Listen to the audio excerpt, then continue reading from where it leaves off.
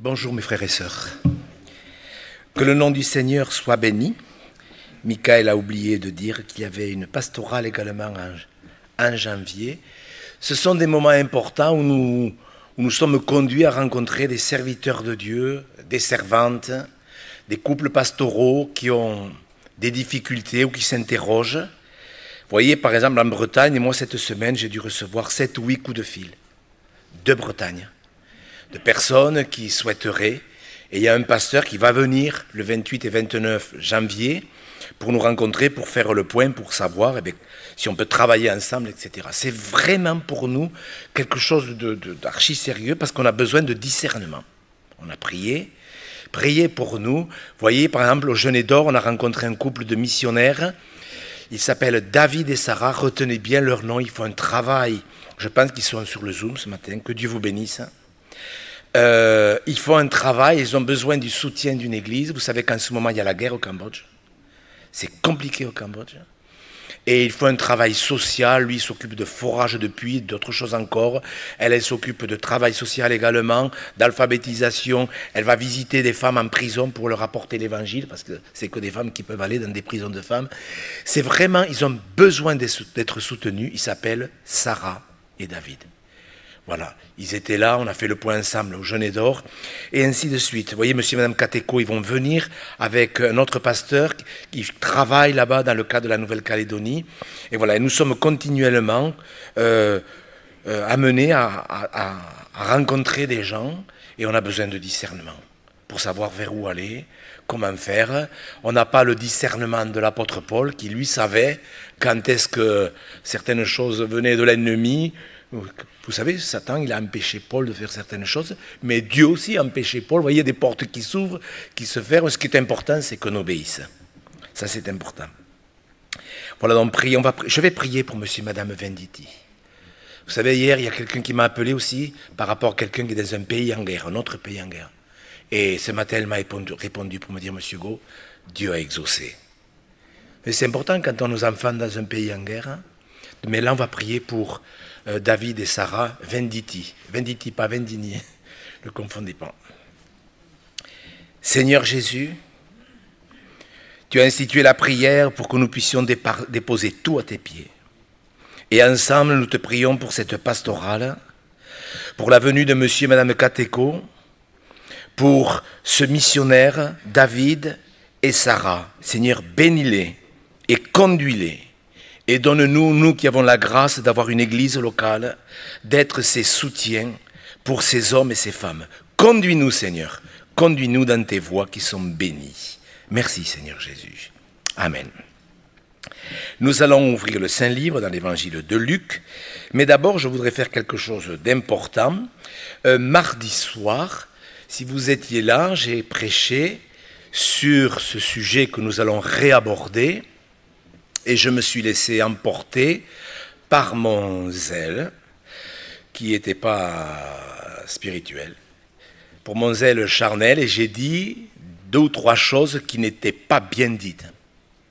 Et je tiens à vous demander pardon, à vous qui êtes sur le Zoom, à vous qui avez écouté l'enregistrement qui a été depuis enlevé, je ne sais pas si on va le remettre, mais en tous les cas, il y a 2 ou 3 choses que j'ai dites qui n'étaient pas tout à fait justes.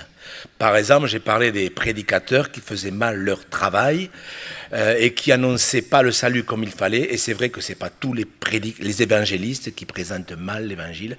Je me suis laissé emporter et je vous demande pardon. Il y avait 2 ou 3 choses encore par rapport au comportement de certains chrétiens. J'ai tout globalisé. C'est un défaut que j'ai souvent de globaliser. Donc, je vous demande vraiment pardon. Je n'ai pas à me comparer aux autres, premièrement. Ça ne sert à rien.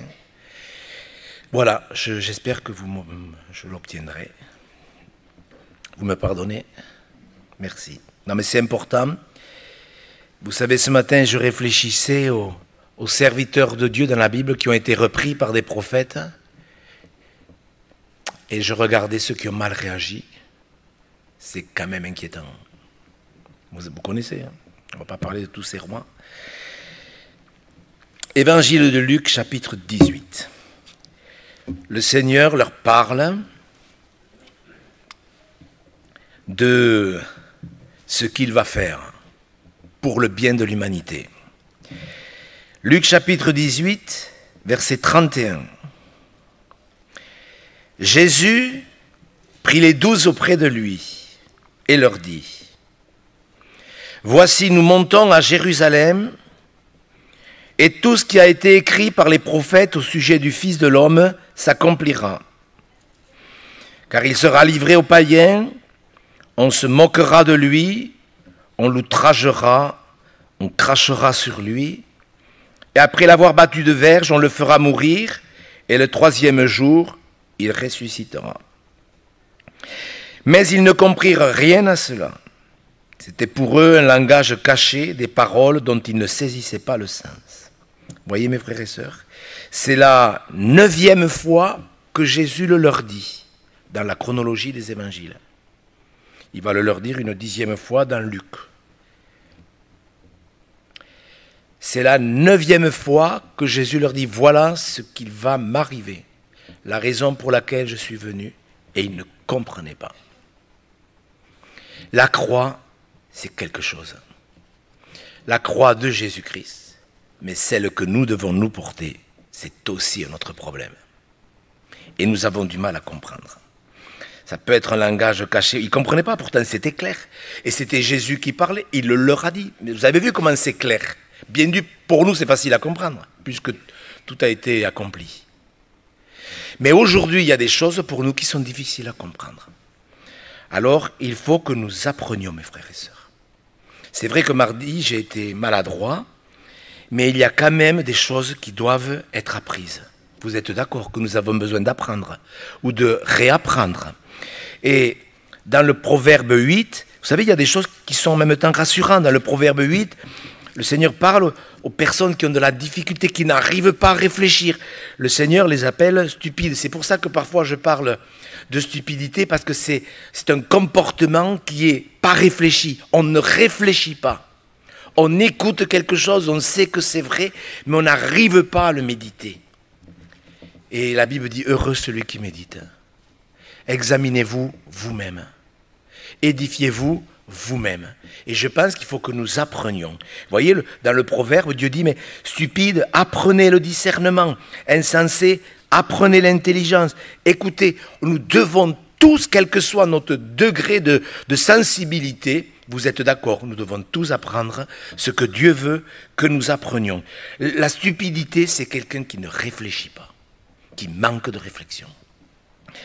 Et je pense qu'on a besoin que Dieu nous donne du discernement. Vous demandez à Dieu du discernement, de la sagesse, du bon sens, de la compréhension. Il faut le faire. Bien sûr qu'il y a des prières qui sont inutiles. On va le voir. Après, il y a des prières qu'il faut continuer à faire. Je pensais hier, en préparant cette exhortation, à George Muller. Vous savez, cet homme qui a créé ces orphelinats en Angleterre. Il a prié 60 ans pour un ami, pour un de ses amis proches. Il a prié 60 ans, tous les jours. C'est lui qui le dit. Et cet homme, il s'est converti pour l'enterrement de George Muller, 60 ans après. Vous voyez, il y a des prières, il faut persévérer, mais il y a des prières, ça ne sert à rien de prier, il faut savoir ce que Dieu veut. Et c'est ce qu'on va voir. Le Seigneur, il doit être notre berger. Vous êtes d'accord? Il est le Sauveur, il est le Seigneur, il est le Roi des rois, le Rédempteur, le Dieu Tout-Puissant. Mais je suis persuadé que même si nous ne comprenons pas tous les attributs, même rien que l'amour de Dieu, comprendre l'amour, Dieu est amour, comprendre l'amour de Dieu, que Dieu nous aime inconditionnellement, d'un amour parfait. Vous arrivez à le comprendre, vous, ça? Vous avez vu comment nous, on est influencés par le comportement des gens, etc. Dieu nous aime d'un amour éternel. Le Seigneur veut être notre berger. Alors on va revenir sur un texte que j'ai apporté dimanche dernier dans le cadre de la sécurité éternelle. Je pense que Michael aura l'occasion de revenir là-dessus pour bien expliquer le sujet. Dans Jean au chapitre 10, lorsque Jésus parle des brebis, de ses enfants, il dit bien, mes brebis, verset 27, 10, 27, Je ne prends que ce texte parce que j'en ai plein à partager avec vous. Mes brebis entendent ma voix. Je les connais et elles me suivent. Je leur donne la vie éternelle, elles ne périront jamais et personne ne les ravira de ma main. Mes brebis, elles entendent ma voix. Vous savez, ce matin, quand je me suis réveillé, il y a deux versets qui sont venus dans mon cœur. Je sais qu'il y avait deux versets pour moi et il y avait un verset pour vous. Je le sais. Vous voyez, ça, c'est des choses que je discerne. Et on va partager celui qui est pour les chrétiens. Dans quelques instants, si ça se présente. Je ne l'ai pas noté, mais ce n'est pas grave. Mes brebis, elles me connaissent. Un chrétien, un vrai disciple, il veut connaître le Seigneur. Et c'est la volonté de Dieu qu'il ne se perde aucun de ses enfants. Vous savez, dans l'évangile de Luc, vous connaissez tous cette parabole que Jésus a adressée à une grande foule, mais en vérité, il l'a adressée à des pasteurs qui étaient là. On va le lire, Luc 15. C'est dans Luc au chapitre 15. Jésus voit des gens de mauvaise vie qui s'approchent pour l'entendre. Et en même temps, il y a des religieux qui sont là, qui l'épient, qui murmurent. Et Jésus va donc leur donner une parabole. C'est pour ces religieux qui ont fait n'importe quoi et qui ont mis le troupeau de Dieu dans le désert. C'est pour ça qu'il leur donne cette parabole. Regardez bien ce que le berger fait. Ce qu'il fait, il le fait pour tous ses enfants, qui veulent, bien sûr. Parce que si une brebis, elle ne peut pas choisir, nous avons la capacité de choisir. La parabole, elle a ses limites. Luc 15, verset 3. Il leur dit cette parabole. Lequel d'entre vous, s'il a 100 brebis et qu'il n'en perd une, ne laisse les 99 autres dans le désert pour aller à la recherche de celle qui est perdue jusqu'à ce qu'il la trouve. Lorsqu'il l'a trouvée, il la met avec joie sur ses épaules. Regardez bien, c'est beau. Et de retour dans le désert, de retour à la maison. Il appelle ses amis et ses voisins, il leur dit « Réjouissez-vous avec moi ». Le berger, il ne ramène pas la brebis dans le désert. La place, c'est dans la maison. Une brebis, un disciple, sa place, c'est dans la maison de Dieu. Et nous sommes le temple du Saint-Esprit. Le Seigneur doit habiter en nous d'une manière vivante. Il la prend avec joie. Il n'y a pas de reproche. Et qu'est-ce que tu as? Pourquoi tu as quitté le troupeau? Moi, je crois que Dieu sait très bien les brebis qui quittent les troupeaux qui ne sont plus à leur place. Il faut être sérieux. C'est simple. Alors bien sûr qu'ils étaient furieux, mais plutôt que de demander de l'aide, ils ont tout fait pour crucifier Jésus-Christ. Est-ce qu'ils auraient pu dire de nous, on s'est trompé, on s'est loupé? C'est pour nous la parabole. Ils ont compris? C'est pour nous la parabole là de la brebis? Ben oui, Jésus aurait dit oui, c'est pour vous. Est-ce qu'ils auraient pu dire aide-nous à ne pas être ces mauvais bergers qui amenons les gens dans le désert? Est-ce qu'ils auraient pu le faire? Est-ce que Jésus les aurait aidés? Mais c'est clair. La volonté de Dieu, c'est que nous connaissions cette proximité. Et que même si pour des raisons que nous ne maîtrisons pas, des raisons compliquées, des milliers de troupeaux sont dans le désert, le bon berger, il a le pouvoir de nous prendre avec joie sur ses épaules. Et nous avons besoin de cette proximité. Et d'être dans la maison de Dieu, que vous soyez chez vous sur le Zoom, que vous soyez dans un lieu comme nous ou ailleurs, la maison du Seigneur, c'est nous sa maison. L'apôtre Paul, il le dit, sa maison, c'est nous. C'est vous la maison du Seigneur. C'est vous les pierres vivantes. Jean chapitre 10, on ne l'a pas lu, mais je vous le lis. Jean, verset 9, si quelqu'un entre par moi, on ne peut vivre cette vie spirituelle réelle qu'avec Jésus-Christ.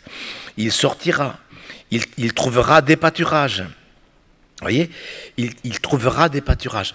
La volonté de Dieu, c'est qu'un chrétien ne soit pas dans le désert, même si Dieu permet parfois que pour aller d'un pâturage à une autre, on traverse des chemins compliqués. La volonté de Dieu, c'est que nous soyons dans les pâturages. Le voleur ne vient que pour dérober, égorger et détruire. Moi, je suis venu afin que les brebis aient la vie et la vie en abondance. Alors il faut bien sûr expliquer l'abondance. On va le faire avec le psaume 23. Et nous devons nous appliquer, vous et moi, à savoir où nous en sommes dans notre marche avec Dieu. Il faut que nous sachions, chacun d'entre nous, où nous en sommes. Est-ce que nous sommes vraiment à notre place, spirituellement? Je ne parle pas physiquement. Est-ce que nous sommes à notre place? Est-ce que je suis dans cette abondance spirituelle? Je ne parle pas d'abondance matérielle. Tant mieux si Dieu permet que nous y soyons. Je parle de l'abondance spirituelle. Dans Philippiens au chapitre 4, vous savez, j'aime les écrits de Paul. C'est extraordinaire. Paul est en prison. Il est en prison. Et il dit... Philippiens 4, 18, il est en prison. Est-ce qu'il est dans la volonté de Dieu? Oui. Il écrit à des chrétiens. Il est dans un... Alors quand vous lisez toute l'épître aux Philippiens, c'est évident, il est dans un esprit de reconnaissance parce qu'il sait qu'il est dans la volonté de Dieu. Et il dit, j'ai tout reçu, verset 18, je suis dans l'abondance. On pourrait dire, attends, mais il est en prison. J'ai été comblé de biens. Donc, nous comprenons bien sûr, il peut y avoir l'abondance matérielle, ça c'est clair. Si elle ne vous empêche pas de mettre Dieu en premier, Dieu peut vous l'accorder. Ça c'est sûr et certain.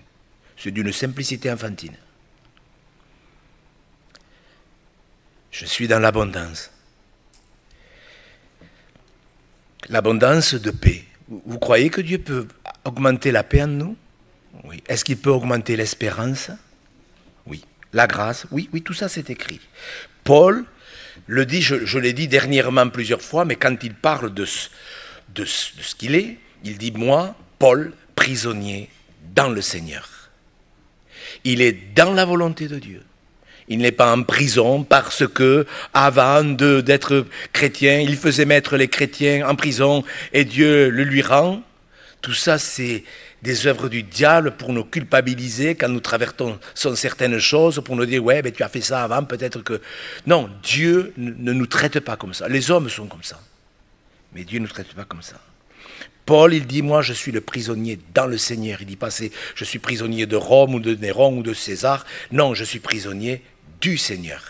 Il le sait. C'est pour ça, mes frères et sœurs, que nous avons besoin d'une direction du Saint-Esprit. Il est plein d'assurance. Il est en prison. Il est libre. Il faut bien comprendre, frères et sœurs, quand David compose le psaume 23 et quand il dit « Je ne manquerai de rien », Paul ne manque de rien. Il est libre. Il sait que Dieu est souverain. Est-ce que Dieu aurait pu le faire sortir de prison? Répondez-moi. Est-ce que Dieu aurait pu faire sortir de prison 1 heure après? Pourquoi Dieu a-t-il fait sortir Pierre la veille de son procès, peut-être de son exécution, comme ça avait été pour Jacques? Pourquoi? Mais pourquoi Dieu n'a-t-il pas fait sortir Jean-Baptiste la veille? Est-ce que Dieu savait que Hérodias allait demander à Hérode la tête? Est-ce que Dieu le savait? Eh bien alors, pourquoi Dieu... Et puis il était jeune, pourquoi Dieu n'a pas permis que Jean-Baptiste soit libéré la veille? Est-ce que Dieu pouvait envoyer un ange pour le sortir de la prison? Mais pourquoi il n'a pas fait? Mais moi je crois que Jean-Baptiste avait fini son temps sur la terre. Vous avez confiance en Dieu?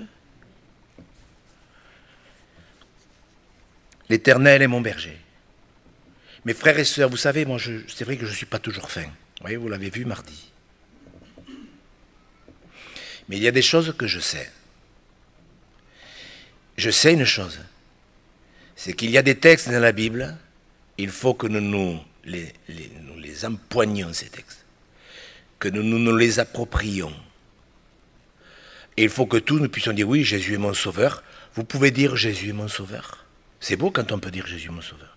Jésus est mon Seigneur. Mais quelle bénédiction quand un homme, une femme peuvent dire, Jésus est mon berger. Il est le gardien de mon âme. C'est beau, c'est magnifique. C'est quelque chose. Paul était plein d'assurance. Il avait connu la prison plusieurs fois. D'ailleurs, vous connaissez, pour ceux qui prennent des notes, vous lirez Acte 16, quand Paul et Silas ont été emprisonnés dans la prison de Philippe parce qu'ils avaient prêché l'évangile. Ils ont été frappés, ils ont été battus, on leur a déchiré les vêtements, on les a enfermés dans une prison intérieure, etc. etc. Et vous voyez, c'était quelque chose quand même. Et eux, qu'est-ce qu'ils faisaient? Ils priaient et ils chantaient. Et tous les prisonniers les entendaient. Pourquoi ont-ils réagi ainsi? Parce que Jésus-Christ était leur berger. Et ce que je veux vous expliquer, vous voyez, dans 1 Thessaloniciens, au chapitre 2, lorsque l'apôtre Paul écrit à ces chrétiens de Thessalonique, il refait allusion à cette affaire. Et regardez ce qu'il leur dit. C'est pour que nous comprenions que nous pouvons surmonter le mal par le bien et que tout peut concourir à notre bien. Regardez ce qu'il écrit. 1 Thessaloniciens, chapitre 1er, versets 1 et 2. C'est important, frères et sœurs. Si nous voulons que Jésus-Christ soit vraiment notre berger, pas dans la tête, d'une façon intellectuelle, mais dans notre cœur, d'une façon pratique, il faut que nous comprenions que toute chose concourt au bien de ceux qui aiment Dieu. Regardez ce qu'il dit. Vous savez vous-même, frères, que notre arrivée chez vous n'a pas été sans résultat. Regardez bien. Après avoir souffert et reçu des outrages à Philippe, oui, ils avaient souffert. Et ils avaient été outragés. Nous, comme vous le savez, nous avons pris de l'assurance à notre Dieu pour vous annoncer l'évangile de Dieu au milieu de bien des combats. Je m'adresse à vous, mes frères et sœurs, à vous qui écoutez. Est-ce que la dernière épreuve que vous avez traversée vous a fait faire des progrès? Oui, ils ont chanté, ils n'ont pas chanté pour chanter, ce n'était pas la méthode Coué. Ils ont chanté parce que la Bible dit, quelqu'un est-il dans la joie qu'il chante des cantiques, quelqu'un est-il dans la souffrance qu'il prie, ils souffraient, mais ils étaient aussi pleins de confiance, et le résultat, c'est qu'ils ont pris de l'assurance. Et quand le Seigneur nous dit « Le Seigneur est mon berger, je ne manquerai de rien », peut-être que je manque d'assurance, mais le Seigneur le sait. Vous voyez la brebis perdue, eh bien, il n'est pas en train de lui faire un sermon de 3 heures, et qu'est-ce que tu as fait? Et pourquoi tu es parti? Tu aurais dû rester, tu aurais dû serrer les dents. Non, il la porte avec joie. Nous ne nous rendons pas compte que ce que Dieu veut, c'est nous porter avec joie. Et pourquoi donc on va chercher la joie ailleurs? Il n'y a rien de plus beau que d'être porté par le Seigneur, de se savoir porter. Et Paul et Silas, ils n'ont pas dit, mais qu'est-ce que c'est ça? On prêche l'évangile et encore on va se retrouver en prison. Franchement, il y en a assez, il y en a marre. Moi, je l'ai vécu, ça, ce genre de réaction intelligente. Mes frères et sœurs, je ne sais pas ce que vous traversez.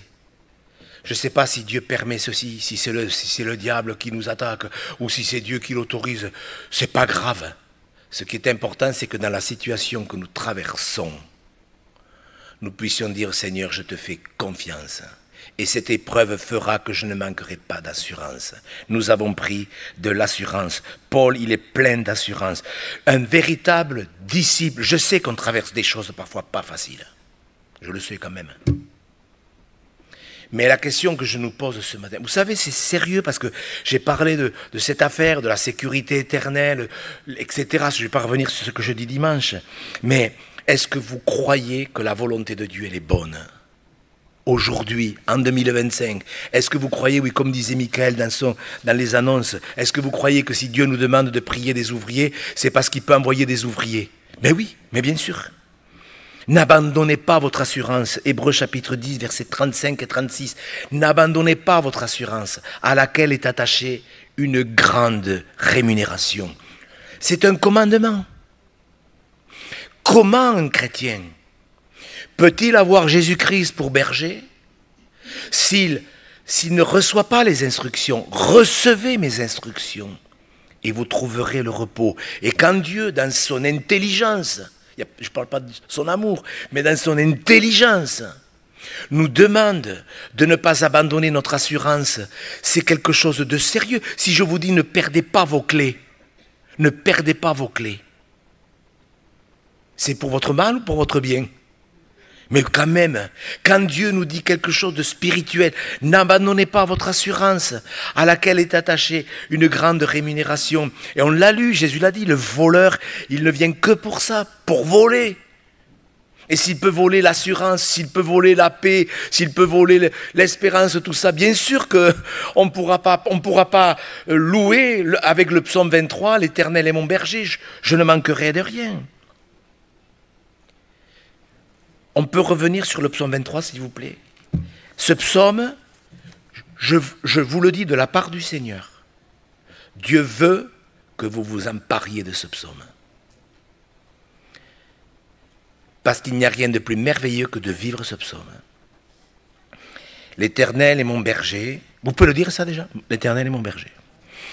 Je ne manquerai de rien. Peut-être que ça, vous ne pouvez pas le dire. Mais ce n'est pas grave, ce n'est pas un reproche. Pardonnez-moi si encore je manque de tact. Mais peut-être quelqu'un peut dire, mais moi, oui, je manque d'assurance. Je l'ai abandonné. Je n'ai pas fait attention que c'était quelque chose d'important. Je l'ai perdu. Seigneur, pardon. L'Éternel est mon berger. Il me fait reposer dans de verts pâturages. Je l'ai dit tout à l'heure, et je le redis pour que ce soit clair. Dans les bergers, ils amènent le troupeau dans un pâturage. Quand l'herbe de ce pâturage est épuisée, il conduit le troupeau dans un autre pâturage. Entre les deux, il peut y avoir un chemin difficile. Ça peut arriver, ça. Que Dieu nous permette d'aller d'un endroit à un autre. On le voit dans la Bible. Je ne vais pas alourdir l'enseignement par des explications. Mais on le voit, que Dieu peut demander à un serviteur de se placer là et de l'amener ailleurs. C'est pas que ça ne va pas, c'est comme ça. Il y a des voies qui sont préparées à l'avance. Il me fait reposer. Le repos, nous l'obtenons lorsque nous recevons ses instructions. Toute la parole est claire à comprendre. Il me fait reposer. On sait très bien que le repos, il est lié à l'acceptation des instructions. Recevez mes instructions, prenez mon joug sur vous et vous trouverez le repos. Donc ce que je voudrais vous demander à vous, chrétiens, c'est que nous nous appliquions, vous et moi, à prendre les textes sur le repos. Il me fait reposer. Non, mais vous savez, je le dis parce que je l'entends tout le temps. Quand un chrétien de 50 ans, 60 ans de conversion me dit, avec cœur, me le dit, comme il me le dit, Monsieur Gau, ça fait 50 ans que je suis chrétien, je ne sais pas ce que c'est le repos. Ben, vous comprenez bien que ça m'interpelle. Et je trouve que ça me fait de la peine. Parce que ce n'est pas la volonté de Dieu. Jésus a dit, vous trouverez le repos, parce que mon joug est doux et mon fardeau léger. Ça on ne peut pas douter. On ne peut pas douter de cette volonté de Jésus, de nous conduire dans les verts pâturages. Le Seigneur, il ne nous a pas créés pour qu'on vive enfermés dans des principes religieux. Il nous a créés pour nous faire vivre dans les verts pâturages. Une brebis, elle vit dans les pâturages. Et une brebis ne se repose. Moi, j'ai posé la question à des bergers parce que je voulais le savoir, parce que c'était important. Une brebis ne se repose que quand elle a suffisamment mangé. Tant qu'elle n'a pas mangé, tant qu'elle n'est pas rassasiée, elle ne s'assoit pas, ou elle ne se couche pas, comme vous voulez. C'est comme ça. Recevez mes instructions. Quand Dieu dit, n'abandonnez pas votre assurance, mes frères et sœurs, je vais m'appliquer. Et à la prochaine épreuve que je traverserai, je souhaite qu'elle contribue à ce que j'ai de plus en plus d'assurance, comme Paul et Silas. Vous n'avez pas envie d'écrire à des gens, mais tu sais, la dernière épreuve que j'ai traversée, franchement, je l'ai acceptée. Quand on accepte les choses plutôt que de s'aigrir. Je me rappelle la première fois où notre maison a eu des problèmes de fissures et de lézardes. Ma femme, elle a un petit peu paniqué. Ça recommence. La semaine dernière, ma femme, elle me dit, tu as remarqué la maison qu'elle se fissure de nouveau? J'ai dit oui, j'ai remarqué. Et on est passé à autre chose. On n'en a pas parlé. Pourquoi? Ben parce que c'est pas grave. Est-ce que vous comprenez qu'on a des assurances? Si l'assurance marche, c'est bien. Si elle ne marche pas bien, c'est pas grave. Mais moi, j'ai apprécié. Et je crois que chaque épreuve, même si c'est d'autres épreuves qui sont similaires aux précédentes, on pourrait quand même dire, mais Seigneur, je peux te faire confiance. Tu es digne de confiance. Est-ce que Dieu est digne de confiance? Vous savez, j'ai 4 enfants que j'aime vraiment, tous. Mes petits-enfants aussi. Nous passons beaucoup de temps à discuter. Nous aimons parler. Je vous le dis parce que c'est pour que vous compreniez qu'en tant que père ou mère, vous allez vite comprendre. Vous avez des enfants et ils ont fait des erreurs. Certains en ont fait des petites, d'autres de plus grandes. Mais il y a une chose qui m'aurait vraiment fait mal. C'est qu'ils ne me fassent pas confiance. Qu'ils aient fait des erreurs, sincèrement, c'est pas grave. Je le pense. Mais si un de mes enfants m'avait dit, papa, je ne te fais pas confiance, ça m'aurait vraiment blessé. Et j'aurais cherché à savoir pourquoi, bien sûr. Et je pense que c'est pareil avec Dieu. Je pense que Dieu n'est pas contrarié par nos erreurs, nos manquements, nos faiblesses. Et même certains de nos péchés parce qu'on va les réparer. Je pense qu'on attriste le Saint-Esprit quand on ne lui fait pas confiance. Est-ce que vous comprenez la différence? J'espère que je m'explique bien. Puisque cette semaine, 4 ou 5 personnes m'ont reprise, j'ai intérêt à faire attention. Et c'est vrai. Mais je pense qu'on doit attrister le Saint-Esprit quand on ne lui fait pas confiance. Est-ce que Dieu est digne de confiance? Oui. Et c'est vrai que je ne manquerai de rien. Alors regardez, on est dans le psaume 23, mais c'est pour ça que, mes frères et sœurs, je vous demande d'être sérieux avec le salut de votre âme.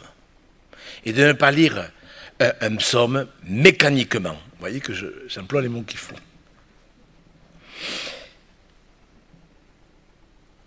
Quand le roi David, enfin là il est berger sûrement, quand il dit « Le bonheur et la grâce m'accompagneront », tu te dis « Bon, ça c'est ce que je veux vivre ». Mais quand vous lisez le psaume 25, regardez bien par exemple le verset 17, c'est David qui écrit un psaume dans un moment difficile. Lui qui a écrit « Le bonheur et la grâce m'accompagneront » dans le psaume, le deuxième psaume, au verset 17, qu'est-ce qu'il dit? On va lire le verset 16, « Regarde-moi, et pitié de moi, je suis abandonné et malheureux, les angoisses de mon cœur augmentent, tire-moi de ma détresse, vois ma misère et ma peine. » On pourrait dire, ah bon? Qu'est-ce qu'il a écrit dans le psaume 23? Oui, ça paraît contradictoire, oui ou non? Vous êtes d'accord? Tu dis, mais attends, mais qu'est-ce que c'est ce travail? Le bonheur et la grâce m'accompagneront, je manquerai de rien. Et qu'est-ce qu'il écrit dans le psaume 25? Il raconte n'importe quoi, David. Non, c'est que la vie est faite d'épreuves. Et Dieu permet que nous apprenions ou nous vivions certaines choses. Mais la différence, c'est qu'au verset 1er, au verset 2, c'est ça qu'il faut comprendre. Au verset 2, il dit, mon Dieu, en toi je me confie. Et au verset 21, quand je mets en toi mon espérance. Est-ce que vous comprenez ce que ça veut dire? Oui, il travaille un moment où il est angoissé parce que ce qu'il traverse est compliqué. Et ce n'est pas à ne pas être spirituel que d'avoir un moment d'angoisse. Même Jésus a eu des angoisses à Gethsémane. Bon, je pense que là, ça n'a rien à voir. Mais quand même, on peut traverser un moment vraiment difficile et dire, Seigneur, je ne veux pas manquer de confiance. Je ne veux pas manquer d'espérance. Est-ce que vous comprenez? C'est ça, la grâce qui m'accompagnera. Oui, les angoisses de mon cœur augmentent. Ben oui, ça peut arriver. C'est pas parce qu'on traverse ces moments d'angoisse, de déprime, on ne va pas commencer à cataloguer les gens d'être de mauvais chrétiens, parce que sinon, David était un très mauvais chrétien. Est-ce que vous comprenez, mes frères et sœurs? Mardi, c'est vrai que j'ai dit des choses d'une manière maladroite, mais parce que dans mon cœur, j'avais des pensées. Alors je ne veux pas me justifier, mais je veux vous expliquer. Quand Dieu nous dit, par exemple, quand il dit, il me conduit dans les sentiers de la justice. Ça n'a rien à voir avec la justification. Il me conduit dans des choses qui sont justes. Il y a des choses, Dieu il sait ce qu'il fait. Il sait ce qu'il peut faire avec ma vie, il sait ce qu'il peut faire avec votre vie. Et je dis ce que j'ai dit dernièrement, même si ce n'était que, c'est une façon de parler, que pour le salut d'une âme ou deux, est-ce que ça vaut la peine que Dieu nous conduise dans ces sentiers? Bien sûr que oui. Pour le salut d'une âme, serait-ce le salut d'un de vos enfants? Quand j'ai dit ce que j'ai dit mardi, je pensais à ce que je vais vous dire maintenant.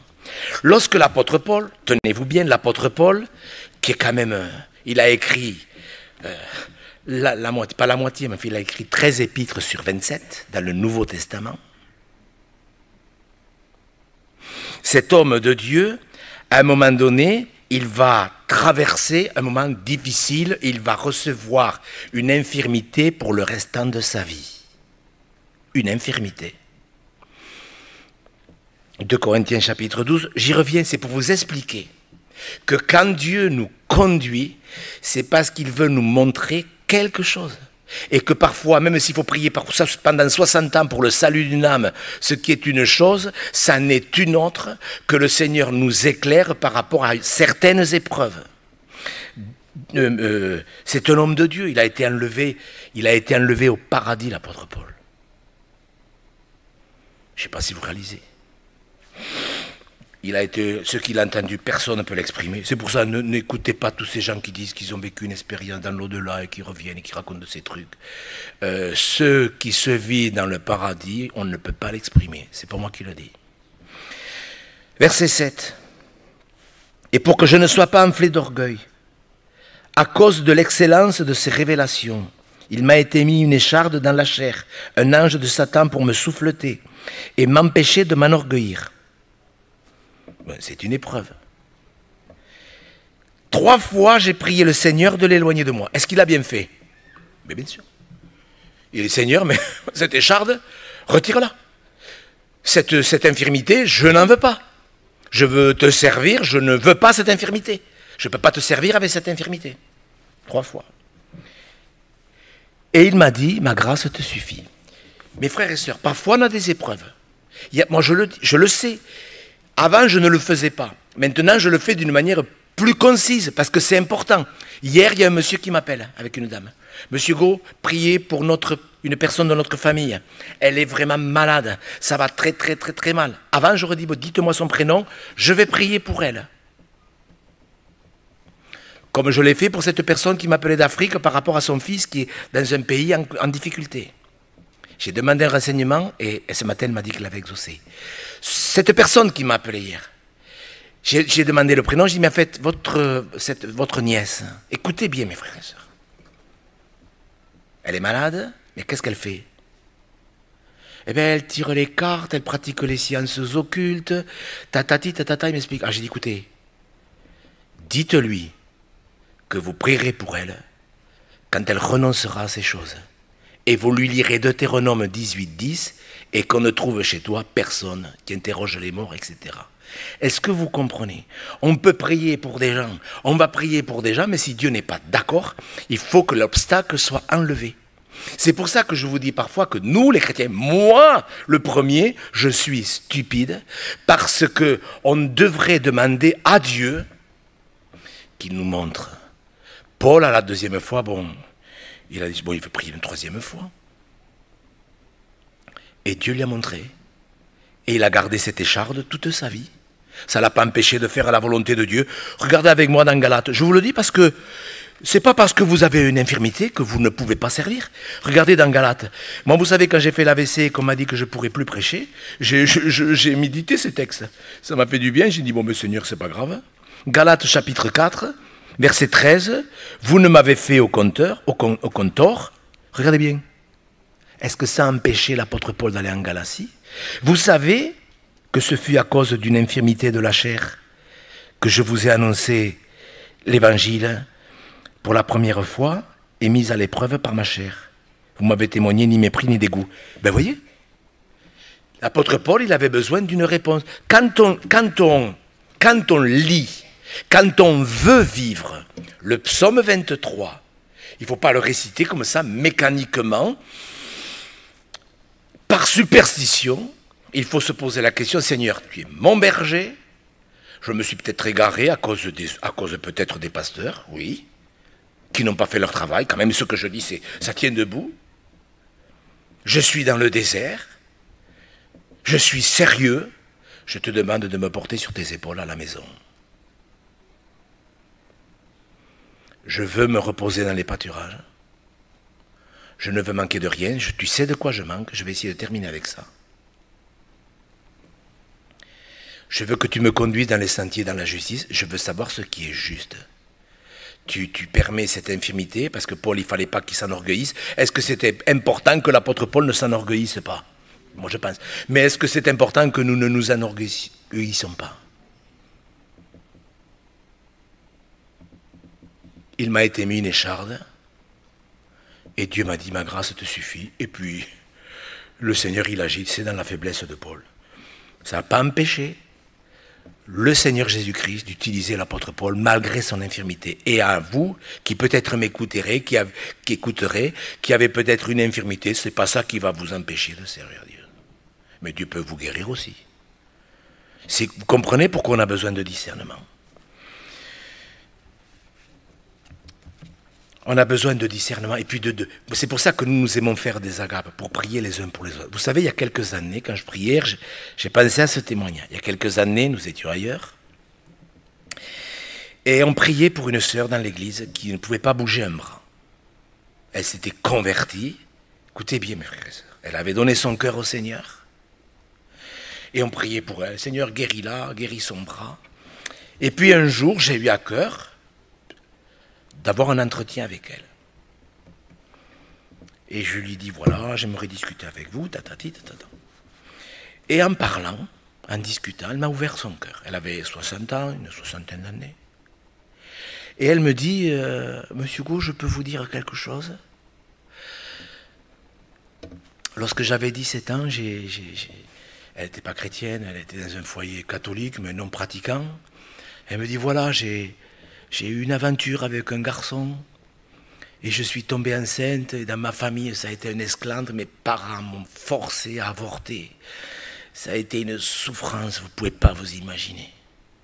Et depuis, elle avait 60 ans, elle me dit, depuis, je suis détruite. Et je ne me le pardonne pas. Elle s'était convertie, mais elle n'avait pas réglé cette affaire. Et je lui ai expliqué que Dieu pardonnait. Que Dieu pardonnait tous les péchés. Tout péché et tout blasphème sera pardonné. Et on a eu un entretien là-dessus. On a parlé, on a prié.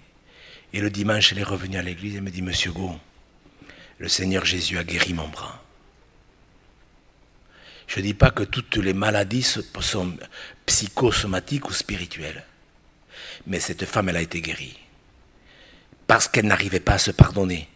Elle savait que Dieu pardonnait, mais elle était dans une confusion. Je dis, mais bien sûr que Dieu pardonne. Et s'il y a une femme qui s'est fait avorter, et qui, je ne sais pas, pour des conditions, nous, ça ne nous regarde pas. Mais bien sûr que Dieu pardonne tout. Et les chrétiens qui ne pardonnaient pas, moi je trouve que c'est bizarre, des chrétiens qui sont plus saints que Dieu. Pourquoi je vous dis ça? C'est ce à quoi je pensais mardi, quand je me suis mal exprimé, mais ce n'était pas une raison valable pour le faire. Je crois que nous devons vivre cette affaire. Tu me conduis dans ce qui est juste. Montre-moi, Seigneur. Montre-moi. Montre-moi. Vous savez, mes yeux, moi, Dieu les a guéris quand j'étais malade. Je louchais. Et j'ai dit, Seigneur, j'arrivais, c'est pénible de lire quand on louche. Mais Seigneur, moi, je te servirai en louchant. Rien que d'y penser, j'ai mal à la tête. Mais Dieu m'a guéri. Est-ce qu'il aurait pu ne pas me guérir? Ben oui. Mes frères et sœurs, vous savez, quand on lit la Bible, il y a trop de lecture mécanique. Il restaure mon âme. Vous savez, je le dis avec beaucoup de cœur, mais franchement, c'est quand même la vérité. Comment pourrais-je dire que l'Éternel est mon berger s'il ne restaure pas mon âme? Et ce matin, en priant, c'est ce verset que je vous disais tout à l'heure. Alors, je ne l'ai pas marqué, mais je l'ai appris par cœur.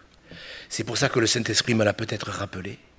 Vous pouvez le mettre, je ne l'ai pas mis, excusez-moi, c'est dans le Proverbe 27, au verset 7. Et je suis convaincu que c'est peut-être le verset le plus important pour des centaines de chrétiens qui écouteront cet enseignement. Dans le Proverbe 27, si je ne me trompe pas, il est dit que, on vous l'avait mis, que celui qui est rassasié méprise le rayon de miel. Celui qui est rassasié, écoutez bien, peut-être que vous n'avez pas fait trop attention, mais celui qui est rassasié foule au pied le rayon de miel, ça veut dire, écoutez-moi bien frères et sœurs, parce que je sais que des centaines de gens sont concernés par ce verset. Si notre âme est rassasiée par des choses du monde, je ne dis pas qu'on n'a pas le droit de se détendre, d'écouter des choses. Moi, je vais des fois sur YouTube et franchement, j'aime m'interroger sur l'élevage d'écailles. Est-ce que j'ai le droit de regarder une vidéo sur l'élevage d'écailles?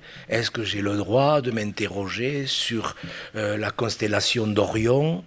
Est-ce que j'ai le droit de chercher ce que les scientifiques... Voyez? Mais entre se détendre, s'informer, oui, se détendre, en regardant des choses qui sont intéressantes, intelligentes, utiles, ou pour se détendre. Mais entre nourrir son âme entièrement, continuellement de choses de la terre, ça va faire que mon âme sera tellement rassasiée de choses de la terre que je vais fouler le rayon de miel. Le rayon de miel, c'est la parole. Et je vous dis ça parce que l'ennemi, il est rusé pour nous accaparer. Je pense qu'il n'a que l'embarras du choix, le diable, pour nous amuser. Vous êtes d'accord? Et je pense qu'il y a un temps pour tout. Il faut être des gens équilibrés. Moi, j'ai été perturbé, moi, dans mon ministère, de voir tant de chrétiens déséquilibrés. Et je le dis, il y a un temps pour tout. Mais il ne faudrait pas que la détente prenne une telle proportion que notre âme soit rassasiée par les choses de la terre et que nous en foulions le rayon de miel, qui est la sainte parole. Vous êtes d'accord? Un chrétien qui a Jésus pour berger, un chrétien qui est porté par les épaules, sur les épaules du divin maître, il va veiller à cela et il va dire oui, je veux être un chrétien équilibré. J'aime certaines choses. Je sais pas, il y a des femmes, moi, une fois j'écoutais des femmes parler, marmiton.fr, elles parlaient toutes de marmiton.fr. Moi, c'est une autre galaxie pour moi, ça. Puis j'ai demandé à ma femme, c'est quoi marmiton?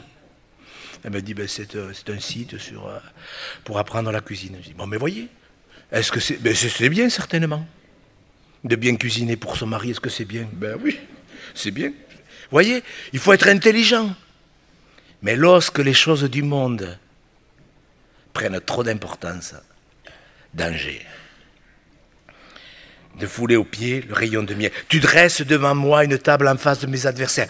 Je vous présente le psaume 23, mais je vous exhorte, je vous encourage à le prendre, vous, d'une manière personnelle.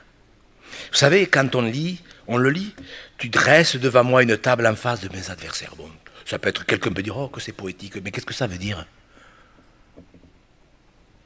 Qu'est-ce que ça veut dire? Tu dresses une table. Vous savez, en préparant cette exhortation, je pensais au psaume 78, verset 19. Lorsque les Hébreux ne sont pas trop en forme, ils sont dans le désert à cause de leur incrédulité, à cause de leur désobéissance, parce qu'ils n'ont pas confiance en Dieu. Et ils ont l'audace, dans le psaume 78, voyez, entraînés par l'impiété, etc. Vous avez vu ce qu'ils ont fait? Alors, il faudrait lire le psaume 78 en entier, qui est très long. Vous pouvez le faire pour voir l'état d'esprit dans lequel Dieu a été bon en plus. Mais ils ont eu le culot de poser une question. Ils parlèrent contre Dieu. Quand est-ce qu'on parle contre Dieu? Ben, quand on s'autorise à dire des âneries pareilles. Dieu pourrait-il dresser une table dans le désert? Eh bien, c'est vrai, c'est une question. Mais est-ce que Dieu peut intervenir dans telle situation? Mais vous savez, je sais que des fois, je répète, j'ai pas envie de faire une bêtise. Mais des fois, on dit des bêtises. Vous êtes d'accord avec moi? Et des fois, on parle trop vite. Bon, mais ça, Dieu le sait, c'est pas forcément méchant, mais le problème, il faut se rattraper. Dieu pourrait-il dresser une table dans le désert? David, lui, il connaissait le berger. Et il a dit ce que nous devrions tous dire si nous voulons nous approprier ce psaume: tu dresses une table en face de mes adversaires.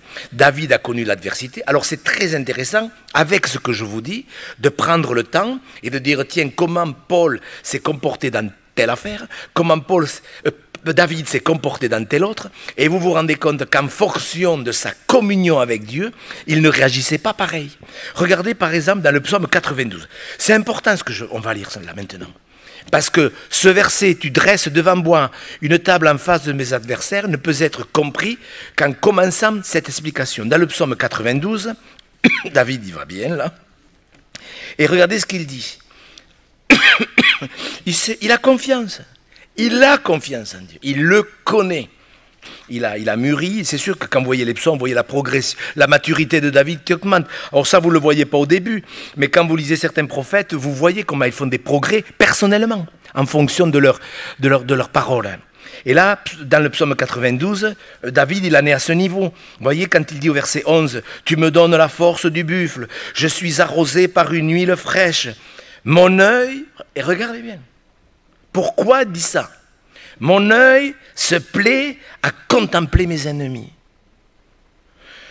Et mon oreille à entendre mes méchants adversaires. Les justes croissent comme le palmier.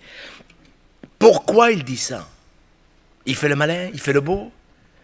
Ou il est en train de vivre la confiance en Dieu? Mon œil se plaît à contempler mes ennemis. Voyez mes frères et sœurs, quand le Seigneur Jésus devient notre berger, de plus en plus ce berger qui nous soutient, quand vous pouvez dire il est devenu le gardien de mon âme. Il me protège, il me garde, il s'est engagé à le faire. Mais lisez avec moi le psaume 118, versets 6 et 7. Vous pouvez le mettre s'il vous plaît? Psaume 118, regardez, l'Éternel est pour moi, je ne crains rien que peuvent me faire les hommes. Le verset 7 s'il vous plaît. L'Éternel est mon secours, et je me réjouis à la vue de mes ennemis. Psaume 54, versets 6 à 9. Je vous demande, mes frères et sœurs, de bien écouter. Je vous le demande d'une manière solennelle, parce que l'acquisition de ce psaume ne peut passer que par là. Il faut que je comprenne les paroles de David, qui sont résumées dans cette parole. Tu me dresses devant moi une table. L'Éternel est mon secours. Oui, le prochain, s'il vous plaît, 54. Vous voyez, versets 6 à 9. Voici, Dieu est mon secours, le Seigneur est le soutien de mon âme. Le mal retombera sur mes adversaires, anéantis-les dans ta fidélité. Verset 8. Je t'offrirai de bon cœur des sacrifices, je louerai ton nom, ô Éternel. Il est favorable. Et verset 9. Car il me délivre de toute détresse, mes yeux se réjouissent à la vue de mes ennemis. Psaume 59, versets 8 et 11. On pourrait prendre plein de textes. Je le fais volontairement, mettre quelques psaumes ensemble. Voyez. Voici, de leur bouche, ils font jaillir le mal. Des glaives sont sur leurs lèvres, car qui est-ce qui entend? Continuez. Toi, Éternel, tu te ris d'eux, tu te moques de toutes les nations. Quelle que soit leur force, c'est en toi que j'espère, car Dieu est ma haute retraite. Le prochain. Dieu vient au-devant de moi dans sa bonté. Dieu me fait contempler avec joie ce qui me persécute. Psaume 112, verset 8. Son cœur est affermi. Vous lirez le psaume en entier. En vérité, il faudrait lire le psaume en entier. Il n'a point de crainte jusqu'à ce qu'il mette son plaisir à regarder ses adversaires. Bon, des versets comme ça, il y en a plusieurs. Vous ne trouvez pas que c'est une bénédiction? Mes frères et sœurs, je vous le demande solennellement. Si nous voulons que notre Sauveur Jésus-Christ soit notre Seigneur, notre berger, il faut que nous nous mettions à méditer et de recevoir la parole de Dieu d'une manière sérieuse. C'est Jacques qui dit « Recevez avec douceur la parole qui a été plantée en vous ». Et voyez, ce psaume, ça n'a pas été écrit. Moi, quand je vois des millions de gens connaissent ce psaume, des millions de païens connaissent ce psaume. Et quand je vois, et c'est vrai que cela m'a amené peut-être à être pas bien. Mais quand je vois certains chrétiens, comment ils se comportent dans l'adversité, et qu'ils disent je fais confiance à Dieu, je vois bien qu'il y a une incohérence.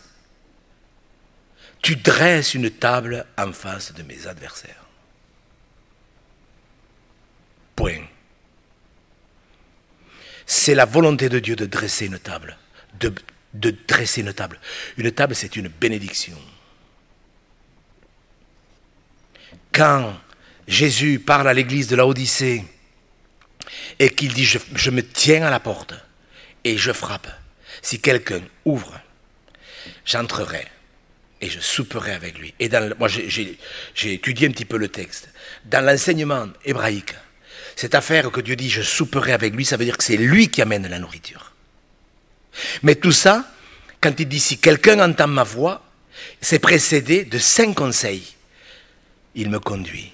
Est-ce que j'écoute les conseils du Seigneur? Parce que quelqu'un qui est conduit, quel est l'homme que l'Éternel conduit?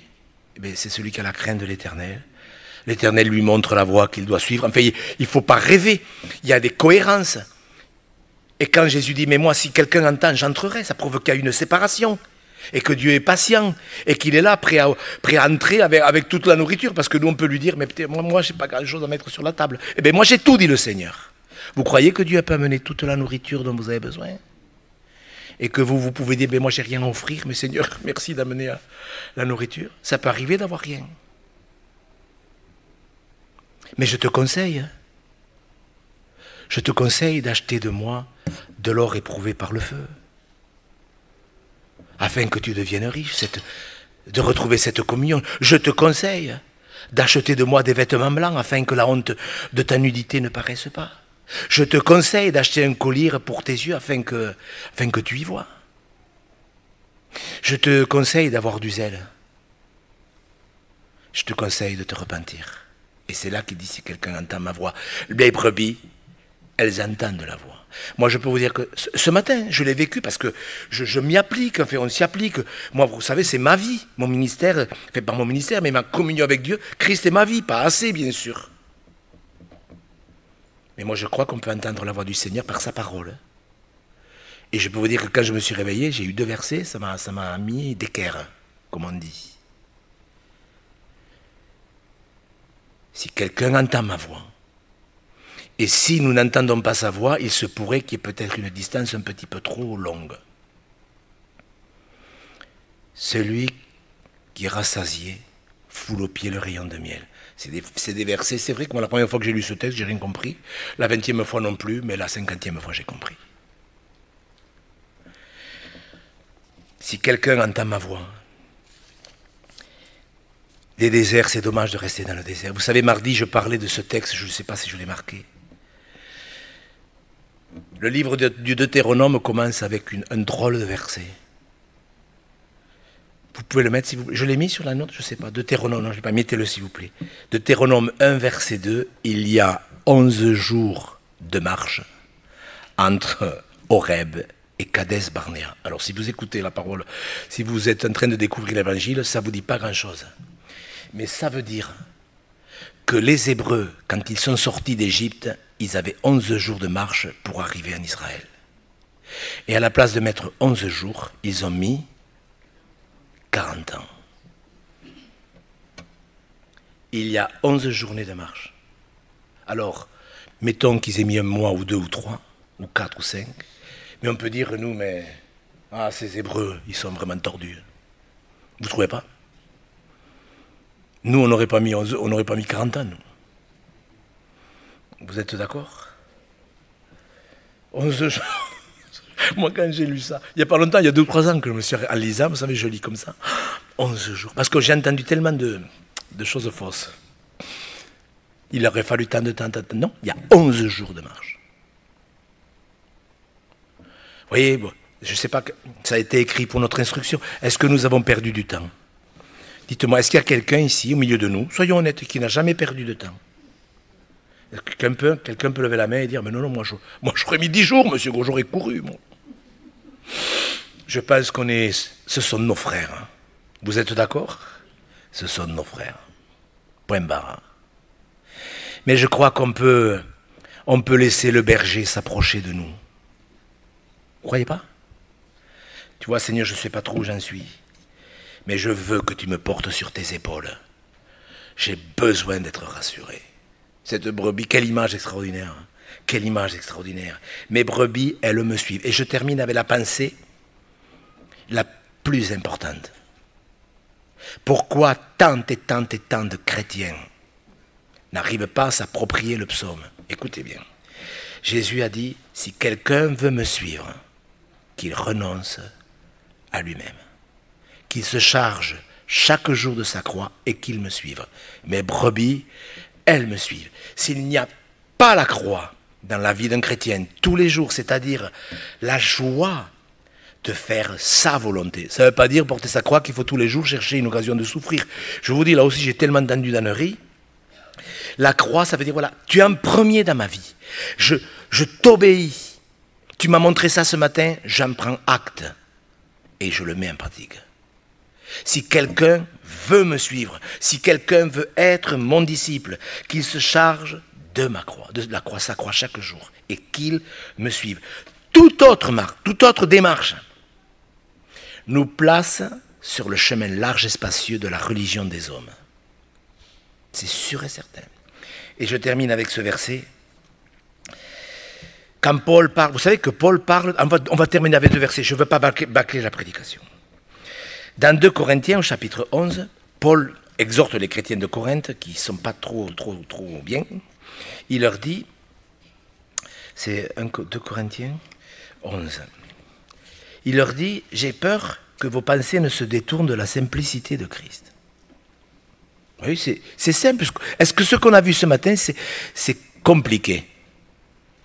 Est-ce que c'est compliqué? Oui, c'est ça la simplicité. Mais il dit, verset 4, 2 Corinthiens 11, 4, car si quelqu'un vient vous prêcher un autre Jésus, hein, un autre Jésus, il y a un autre Jésus, que celui que nous vous avons prêché, ou si vous recevez un autre esprit, ça je peux vous dire que ça devrait être clair, vous qui avez connu peut-être d'autres dénominations compliquées, que celui que vous avez reçu, ou un autre évangile. Et regardez dans Galates, au chapitre 1er, ce qu'il dit. Vous savez, ce sont des choses sérieuses. Je m'étonne, verset 6, je m'étonne que vous vous détourniez si promptement de celui qui vous a appelé par la grâce de Christ pour passer à un autre évangile.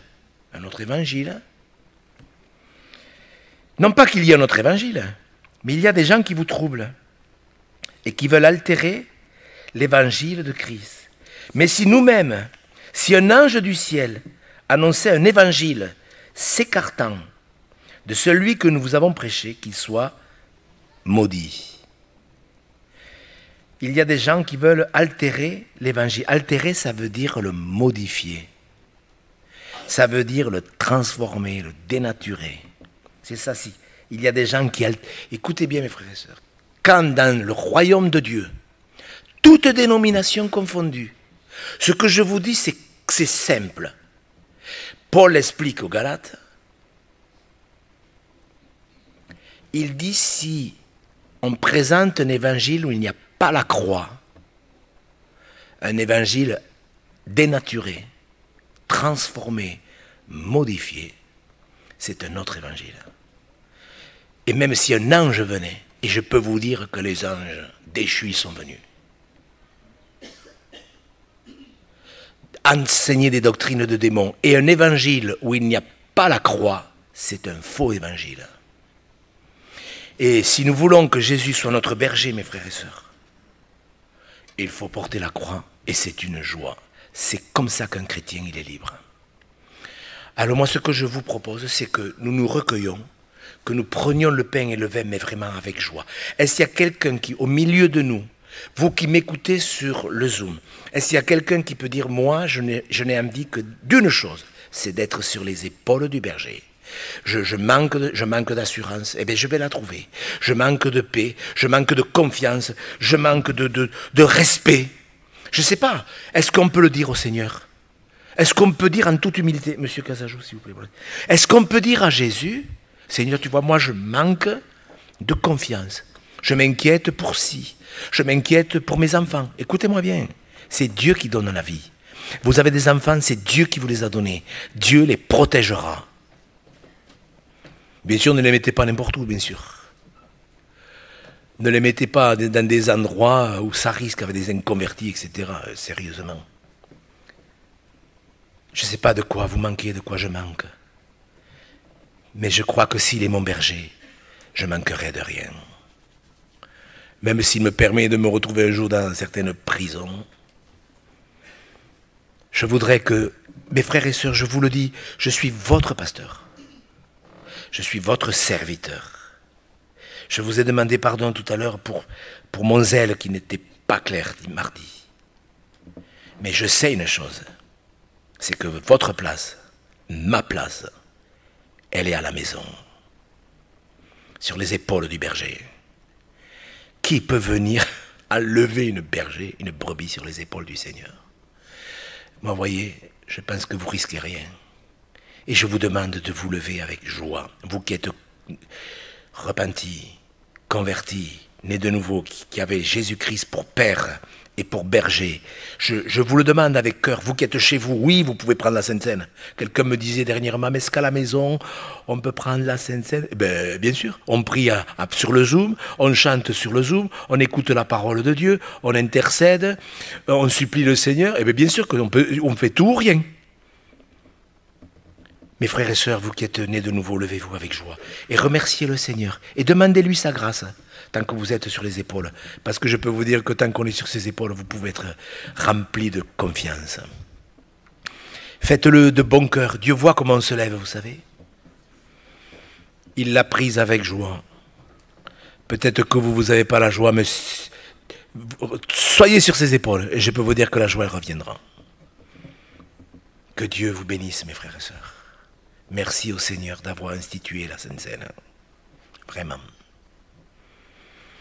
Notre Père, notre Dieu, nos yeux sont sur toi. Tu as créé les cieux et la terre, et quand tu as tout accompli, tu as envoyé ton Esprit pour que nous devenions chacun le temple du Saint-Esprit. Et ensemble, oui Seigneur, tous, nous voulons progresser dans cette affaire. Nous voulons que tu sois ce bon berger. Nous voulons connaître ta voix. Pardon, Seigneur, pour toutes les fois où nous nous sommes égarés, hors de portée de ta voix. Pardon, Seigneur. Nous ne voulons pas être loin. Nous voulons être sur tes épaules. Nous voulons être à côté de toi. Te suivre jusque dans la vie éternelle. Merci, Jésus, pour ta parole. Amen. Vous pouvez prier à mi-voix, à haute voix, dans votre cœur, comme nous le précisons, que tout se fasse dans l'ordre. Dieu est un Dieu d'ordre. Que Dieu vous bénisse, mes frères et sœurs. Répondons-lui. Répondons-lui. Simplement, à haute voix ou à mi-voix, mais répondons-lui, s'il vous plaît. Répondez-lui. Par respect, si vous avez la crainte du Seigneur, vous ne pouvez avoir que la joie de lui répondre. Que Dieu vous bénisse.